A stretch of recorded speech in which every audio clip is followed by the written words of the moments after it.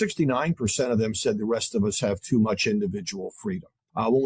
Okay, so that would be a representative elite perspective, that regular Americans have way too much individual freedom, such as the freedom to own guns, the freedom to homeschool their children, and the freedom to say what they think on social media. So from an elite perspective, regular Americans have way too much freedom, right? From the news media perspective, there is way too much freedom for regular Americans, right? But that does not translate into automatic public policy.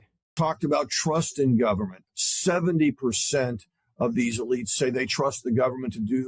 And that's largely true for media elites as well. They want to push government perspectives over conspiracy theories and misinformation online. So there are many ways of looking at the world here that the elites, and that includes the media elites, hold that is not represented by a public policy. The right thing most of the time. Guess what? Hardly any voters do, about 22. Right. So the elites think the government does the right thing most of the time. Hardly any regular Americans do. Percent of voters. It's been 50 years since most voters had that kind of trust. So there's a big gap there. When you begin to look at policy issues and other things, you see enormous differences on topics ranging from education to climate change.